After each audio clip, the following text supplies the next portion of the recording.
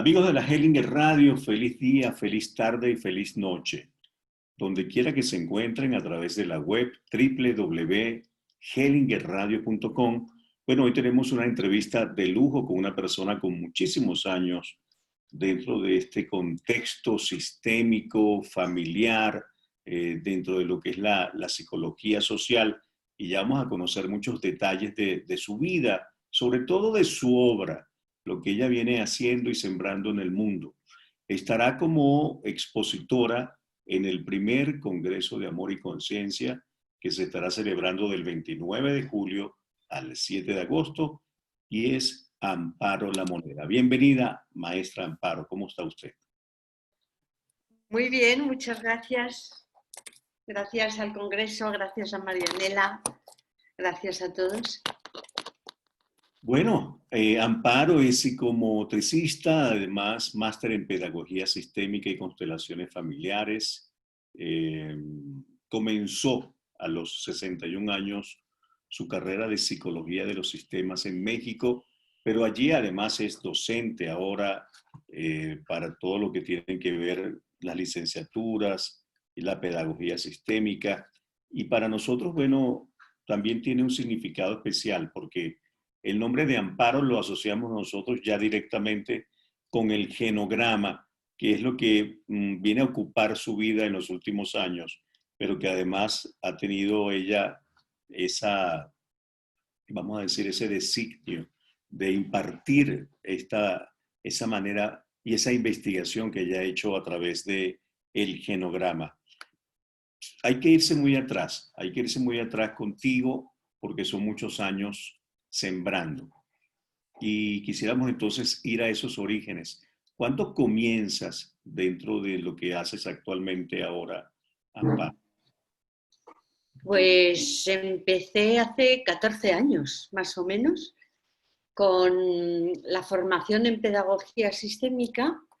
Nos explicaron esta herramienta tan potente y en aquel momento yo estaba trabajando con niños con problemas, con dificultades de distinto tipo y se me ocurrió pensar a ver si los síntomas que ellos tenían tenía que ver algo con su sistema familiar. Y bueno, esta fue mi sorpresa, de ahí apareció mi primer libro de Vivir, Sobrevivir, que está editado por el CUDEC. Pero lo empecé con 34 casos, o sea, era tal la sensación que yo tenía de, wow, esto es impresionante, o sea, no había síntoma que no hubiera una razón por detrás. Y además yo empecé a comprobar en el trabajo que hacía de terapeuta psicomotriz con estos niños, normalmente estaba a veces hasta 3 años haciendo sesiones de psicomotricidad en reeducación o individuales. Y yo me di cuenta que con lo del genograma, a lo mejor en 3 meses les tenía que dar el alta. Bueno, pues estaba emocionada, entonces tenía muchas ganas de compartir y por eso surgió lo del libro, ¿no? A partir de ahí empecé, claro, a aplicarlo con todos los padres que venían a consulta. Luego me dediqué a hacerlo pues con amigas, con gente más mayor, me interesaba. Y bueno, actualmente lo estoy haciendo con todas las edades, con niños de 80 años, por ejemplo. Qué maravilla, Amparo, qué maravilla. Y Sí, sí. yéndonos a esos orígenes en tu vida, ya cuando tú haces una retrospectiva y piensas qué te llevó al ámbito de las constelaciones familiares, qué historia personal te lleva, te trae a este contexto sistémico. Bueno, yo diría que he sido, de pequeña era muy mala estudiante, siempre sacaba 0 en todo, menos en religión y en gimnasia. Es curioso porque cuando me acuerdo, digo, Dios mío, ahora claro estoy dedicada a precisamente un poquito a esto, ¿no? Yo empecé a estudiar cuando ya era un poquito más mayor y la verdad es que sigo estudiando. O sea, el aprender es algo que no se acaba, porque tengas una edad ya no tienes que terminar. Y bueno, en este proceso de aprendizaje yo estaba estudiando psicopedagogía también en aquel momento cuando me dijeron que existía lo de pedagogía sistémica, lo de constelaciones. Lo primero de todo fue un amigo que me dijo, Pedro Ballarín, que le agradezco un montón, tienes que hacer una constelación porque te va a encantar con lo que tú eres. Y entonces yo constelé con Stefan Hausner, no entendí para nada lo que era aquello que había pasado. Sé que lloré mucho, que me hicieron gritar hasta las tripas y no entendí nada. Y al cabo del mes y medio, resulta que como si fuera una especie de puzzle, me encajan todas las piezas de los caminos que yo había tomado por la vida. Y digo, corcho. Y entonces me decidí a leer libros, empecé a leer en aquel verano, creo que me leí como 15 libros de los de Hellinger y de otra gente, y al curso siguiente hice Pedagogía Sistémica y Constelaciones Familiares al mismo tiempo. Bueno, cuando me encontré con lo del genograma, dije, tengo que aplicarlo, empiezo a hacerlo, y bueno, actualmente estoy dedicada a esto. Es lo que... ¿Podríamos Dime. podríamos explicarle entonces a los oyentes de la Hellinger Radio, a muchas personas que van a estar presentes en este primer congreso, que no están vinculados con el área de las constelaciones, ¿qué es realmente el genograma? ¿Qué logra una persona con el genograma? Para nuestra audiencia, a ver, Amparo. A ver cómo lo explico, porque yo siempre digo que la psicomotricidad, las constelaciones familiares y el genograma hay que verlo para saberlo. Pero bueno, voy a tratar de explicarlo un poquito. El genograma es como si fuera un mapa familiar, es decir, un árbol genealógico, pero en vez de poner las fechas de nacimiento y las fechas de muerte, lo que hacemos es poner con cuántos años se murió una persona y de qué. El genograma del que yo voy a hablar tiene un enfoque hellingeriano, es decir, se basa en los órdenes de los que habla Hellinger y no tiene que ver con otros genogramas que se amplían y se trabajan en el mundo de la medicina o en el mundo del trabajo social, ¿no? A veces se hace una historia familiar por ver si hay alguna repetición, pero se guarda en el cajón y ya está. El genograma que yo hago trata de ver, según la demanda que me hace la persona, dónde está el origen. Entonces, cuando nosotros hacemos una especie de árbol, por así decir, te voy a poner un ejemplo muy claro. Vamos a suponer que una persona se queja de que mi madre fue muy dura, no me quiso, no me hizo ningún caso, tengo muy mala relación con ella, me gustaría arreglar el tema con mi madre. Bueno, pues hacemos el genograma y nos damos cuenta que la abuela a lo mejor se quedó viuda con 7 hijos y tuvo que hacerse cargo de los 7 y no estaba para tonterías. Evidentemente, alimentarlos, mantenerlos en la vida y fue todo un esfuerzo para ella sola, ¿no? Entonces, esta abuela que no da cariño a una de las hijas, en este caso la madre de la persona que hace la demanda, siempre decimos que no podemos dar aquello que no hemos recibido. Es decir, si la abuela no pudo ser cariñosa porque no tenía tiempo, la madre no recibe cariño, con lo cual a la nieta la educa sin cariño, porque es tal y como le educó su madre. ¿Me explico? Es decir, normalmente ahí están las cosas. Hay otros casos muy curiosos que me encuentro, como por ejemplo, una persona ahora no puede tener hijos, le dice el médico que lo intente por una vía, por otra, pero no se queda embarazada y nos encontramos con una abuela que tuvo 4 niños que murieron y que lo pasó muy mal en su maternidad. Entonces, la nieta que dice, para sufrir no tengo hijos.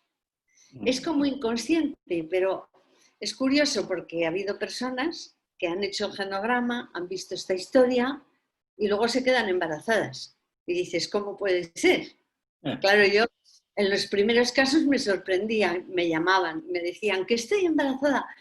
Y yo, claro, con una alegría tremenda, ¿no? Pero, claro, lo voy viendo un caso con otro, con otro. Entonces, hay cosas que se pueden ir arreglando de las dificultades que tenemos en la vida. Y lo que más me enamora a mí del genograma es que casi todo lo que nos pasa lo hacemos por amor a alguien de nuestro sistema familiar. Esto es muy bonito y esto merece la pena. ¿Por qué merece la pena? Porque yo también me doy cuenta, un poco, quizá por los años, ¿no? Pero casi todos los movimientos que hay a nivel de psicología, con el tiempo se pasan. Y yo alguna vez pensé, constelaciones familiares y pedagogía sistémica también tendrá su parte de quedar como un poco en la sombra porque seguimos evolucionando, ¿no? ¿Y qué es lo que aporta el genograma? Para mí algo muy importante, y es que somos capaces de ponernos en la mirada amorosa, de ponernos en la mirada en el más allá, porque hablamos de los ancestros, los vemos. Hay gente que no cree, que es muy racional, yo lo respeto mucho, pero con un pensamiento muy cartesiano a veces es difícil el poder llegar. Y aún así, cuando vienen, yo siempre les digo, prueba a hablar con tu abuelo y a decirle, ayúdame en esto. Y resulta que cuando ellos prueban, aunque no crean, el abuelo les ayuda. Y entonces empiezan a creer que sí que puede haber alguien que está más allá y que aunque se fueron, realmente están para ayudarnos, siempre. Todos los ancestros desean ayudarnos. Este es un poquito el título que había puesto, ¿no? Entonces, claro, ¿esto qué supone? Supone una apertura a lo que el COVID nos está trayendo. O sea, el COVID nos dice, ¿despiertas o despiertas? No hay otra. Por eso me encantó cuando Marianela me dijo, vamos a hacer este congreso. Digo, qué bien, porque es como, ya toca, ¿no? Claro, Ya y toca. en tu experiencia, Amparo, ¿ayudan entonces más los muertos que los vivos? Hombre, yo siempre digo que mis padres cuando murieron me han ayudado mucho más desde el otro lado que cuando estaban en vida. Yo esto lo tengo comprobado. ¿Y has podido, Y lo suelo decir de broma, ¿eh? Digo, arriba como tienen enchufe, como están muy conectados con Dios, pues nos echan una claro, mano bonito. mucho mejor, ¿Y ¿no? has podido identificar durante todos estos años, desde tu observación, has podido observar quizás algún miembro de familia con el que más se tenga alguna vinculación dentro de lo que es el genograma? Sí, bueno, yo esto lo voy a explicar en el Congreso, porque tengo una teoría de que depende de que seamos diestros, zurdos o que tengamos astigmatismo o una serie de cosas. Tengo una teoría por la que vamos un poquito más rápido a saber con quién estamos identificados y de quién estamos llevando un poquito las cargas, ¿no? Entonces, bueno, esto lo dejo para el Congreso. para Claro, que... claro, indudablemente, pero sí, es bueno dar algunos adelantos de esa ponencia. Tenemos entendido que se llama Los Ancestros están deseando ayudarnos, ¿verdad? Esta ponencia que va a tener Amparo La Moneda. ¿Qué día va a ser la ponencia? ¿Cuál es el horario, Amparo, de tu ponencia en el primer El Congreso? día 30, lo que no sé ahora mismo es el horario. Ok, no hay problema, nosotros buscamos acá el horario y lo comunicamos. Entonces, el día 30 de julio, atención, va a estar Amparo La Moneda con esta ponencia tan importante que tiene que ver con el genograma de manera especial. Sin embargo, Amparo tiene un gran recorrido y yo quería preguntarle luego que has llegado a estas conclusiones con tu investigación, ¿cómo has mirado todas estas experiencias vividas que ya has tenido cuando trabajaste con niños, cuando ahora que estás trabajando también en una casa donde hay personas con Alzheimer, tengo entendido? ¿Qué ha cambiado? ¿Qué ha cambiado para ti todo ese recorrido en la educación con los niños? ¿Qué ha cambiado en esta psicología social, en todo lo que tú has hecho ahora a partir del genograma?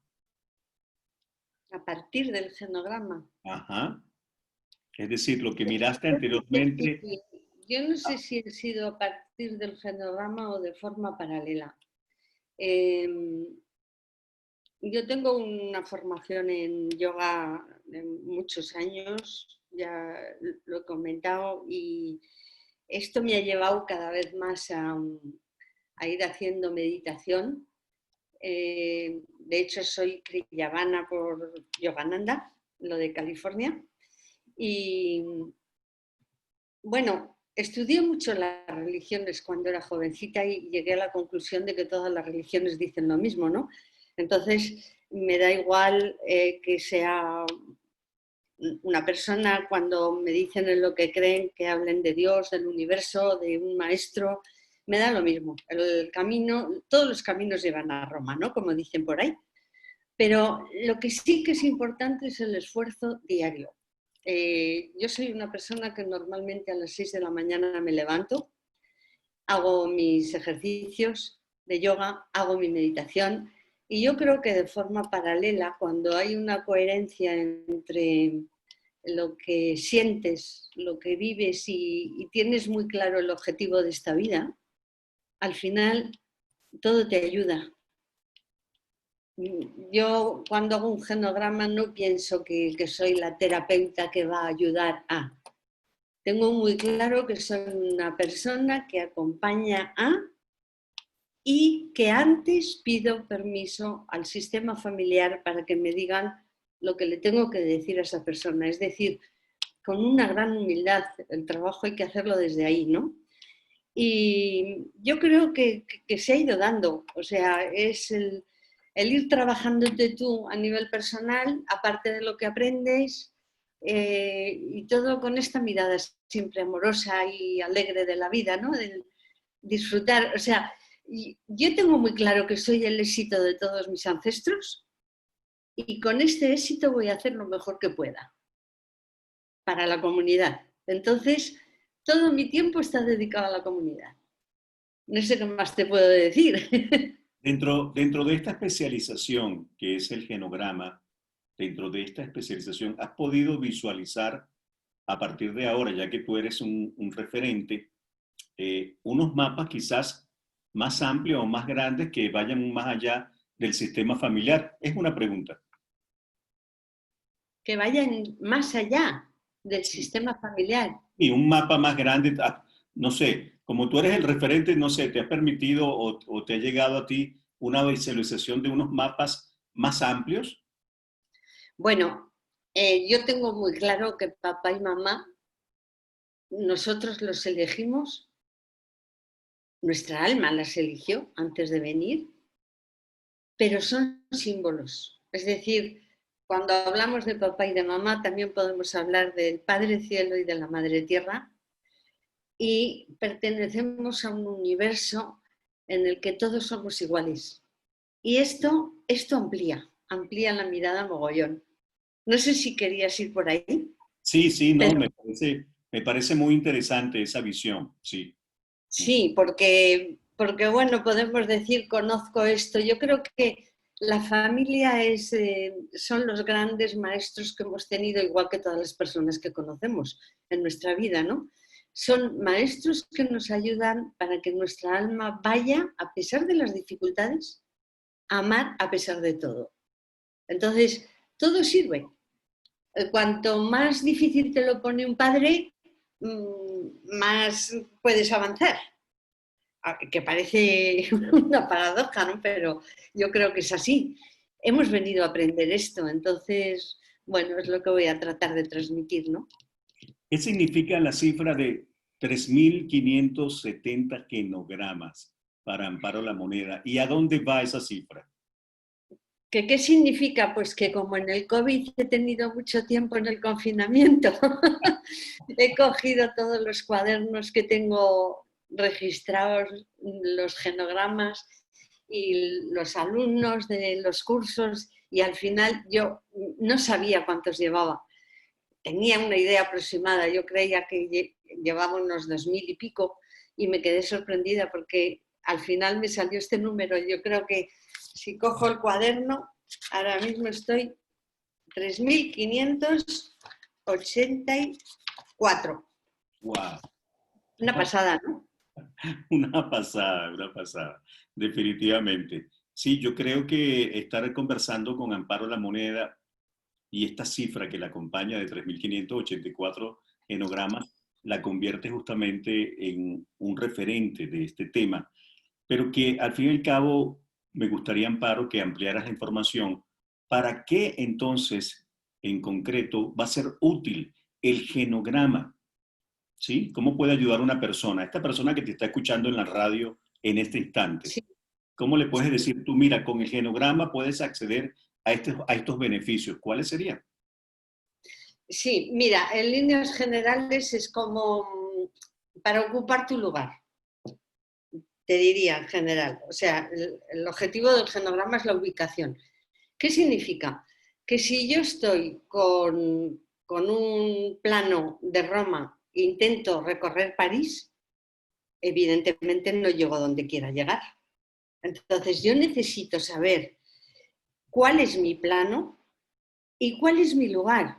Porque si yo estoy continuamente criticando a mi padre o a mi madre, estoy ocupando el lugar de los abuelos. Estoy fuera del lugar. No me toca. O sea, yo puedo tener un criterio, pero no me toca juzgar a mis padres. Cuando yo empecé con esto de Hellinger, en aquel momento era muy feminista. Y bueno, había cosas que me chocaban mogollón. Y me costó entenderlo, pero con el tiempo me he dado cuenta que mantener el orden y estar en el sitio que te toca, esto es importante, muy importante. Y la mayoría de las personas tenemos problemas porque no estamos en el lugar que nos toca. Si yo estoy todo el día preocupada por mi suegra porque me hace la vida imposible, estoy mirando a la suegra, no miro a la pareja ni miro a los hijos. ¿Me explico? Entonces, o si estoy mirando a mi padre y estoy todo el día enfadada con mi padre, no puedo atender a la pareja. Que bueno, ahí luego ya veremos cómo buscamos parejas como el padre y cositas de estas, ¿no? Que solemos hacer. Pero es fundamentalmente ubicarte, saber dónde te toca estar. Hay mucha gente que viene con problemas de hermanos y a lo mejor es la pequeña de todos los hermanos. Y cuando yo le digo, no, tú no te tienes que ocupar de los hermanos mayores, son los padres los que se ocupan de los hijos. Bueno, es como una liberación de decir, ah, no me toca, es verdad, es que no te toca. Los hermanos no tienen que cuidarse. Antiguamente se decía, se decía mucho a la hermana mayor, tienes que cuidar de tus hermanos. Hoy día sabemos que no, que una cosa es atender y otra es cuidar. Y cuidar nos cuidan los padres, ¿vale? De acuerdo a tus observaciones, Amparo, ¿cuáles son los miembros más excluidos en el sistema a partir del genograma? Los más excluidos, pues en general, fíjate, hay una exclusión como muy clara que son cuando hay violencia de género o cuando hay abusos, y el alcohol parece que es lo dominante, pero curiosamente llevo ya 4 años en los que he descubierto que hay asuntos que tienen que ver con algo que pasó donde hay víctima y perpetrador. Cuando hay víctima y perpetrador, hay una víctima en nuestro sistema familiar y nuestro sistema excluye al perpetrador, a veces encontramos a este gran excluido que está teniendo repercusiones. Y esto es muy interesante porque A ver, por ejemplo, un accidente de coche. Hay alguien que mata a un tío mío, ¿no? Por ejemplo, esta persona con un accidente no tenía intención de matar, pero la familia de mi tío, o sea, toda mi familia, se queja y se mete con este hombre. Pues porque iba bebido, o por lo que fuera, o que no lo vio, iba despistado.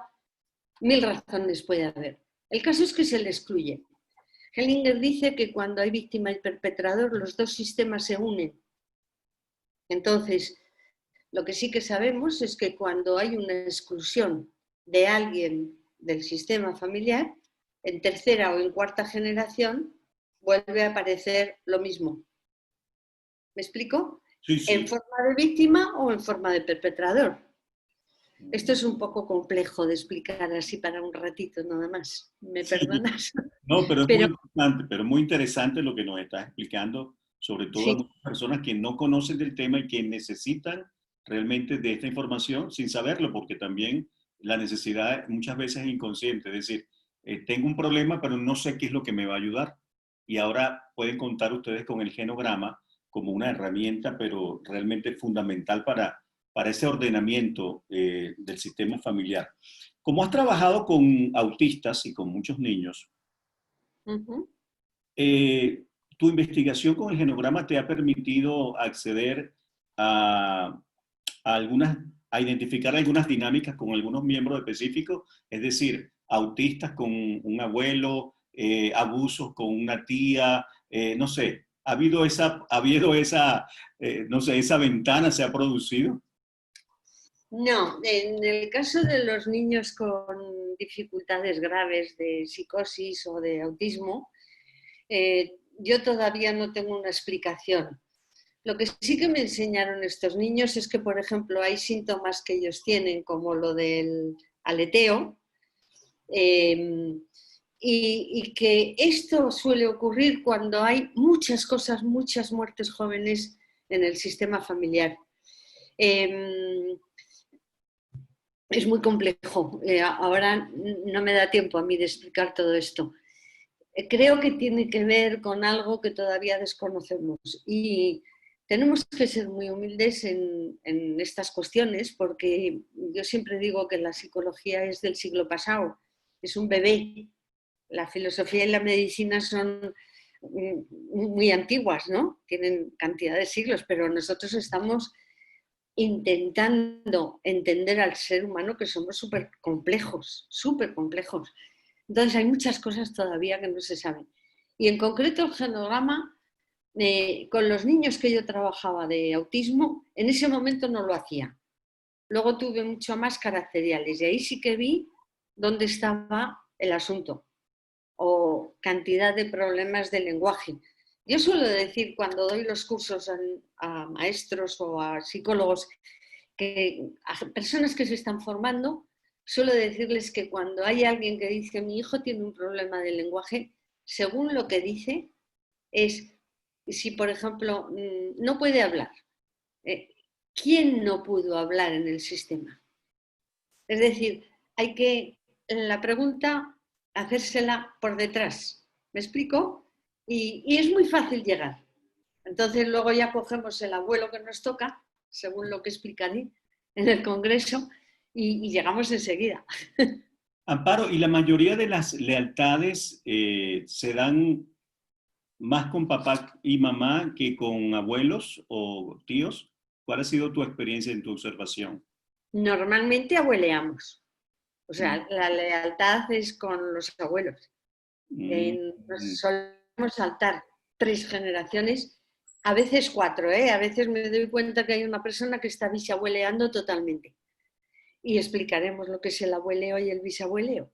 Es estar en el lugar de esa persona. Okay.